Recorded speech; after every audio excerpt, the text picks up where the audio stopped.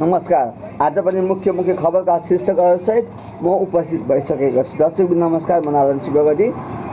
अर्थतन्त्र 61 खर्ब, यम नागरिक सम्मान यम भण्डारी र दिव्य बोल्तेलाई युएई र माल्टा पठाइदिन्छु भनी ठगी, चेकजाँचमा भगाएको कार दुर्घटना, 421 किलो गाँजा बरामद, लागु औषध कारोबारमा संलग्न पक्राउ, चिकित्सकको पुनः विवरण खुलाउन निर्देशन, नक्कली नोटसहित एकजना पक्राउ, भारत र पाकिस्तानको शक्तिशाली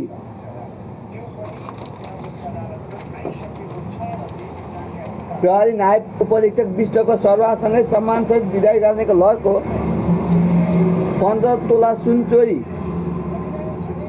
दक्षिण कोरिया पठाइदिन्छु भन्दै ठगी, धरानबाट चोरेको बस विराटनगरमा फेला, शिक्षक आन्दोलनको 28औं दिन संसदमा चर्काचर्की, खिसी टिउरीदेखि प्रहरी दमनसम्म, झापाको शिक्षकको विरोध आन्दोलन, पठन पाठन सुरु गर्न आग्रह, 9 जना विरुद्ध भ्रष्टाचार मुद्दा, ब्याङ्किङ कसुरमा मुद्दाका 2 जना पक्राउ, लागु औषध ओसार्न एम्बुलेन्सदेखि ट्रकसम्म, don't drive the better life initiative money mine manner सम्पन्न, प्रहरी परीक्षक केसीको सरुवा, चुलाचुलीमा साहित्य उत्सव हुने,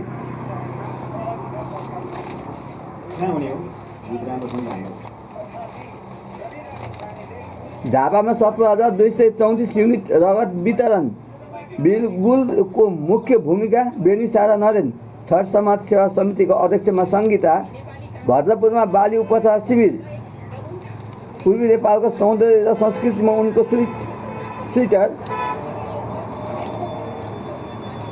अवस्था आजका मुख्य खबरका शीर्षकसहित आजको कार्यक्रम ताजा खबरका मुख्य शीर्षकहरू सुन्दै हुनुहुन्थ्यो।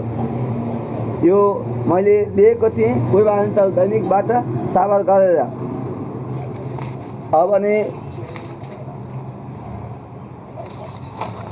अर्को शीर्षकको समाचार, आन्दोलनको दमनमा सरकार, लगानी सम्प्रेषणको उद्घाटन श्रमले गर्ने। हिजो यसलाई फेरि सुन्नुहोस्, निजी मेडिकल कलेजको स्वास्थ्य पूर्ति गर्दै सरकार, राजावादीले दिए कथाको सन्देश, ओली प्रतिष्ठानद्वारा विभिन्न 4 पुरस्कार समर्पण। यो खबरका शीर्षकहरू लिएको थिएँ सुखानी साप्ताहिक सन्देशबाट। हवस् त, बिदा हुन चाहन्छु। च्यानलमा अवश्य सब्सक्राइब गर्नुहोला, सेयर गर्नुहोला, भिडियोलाई हेर्नुहोला र सपोर्ट गरिदिनुहोला।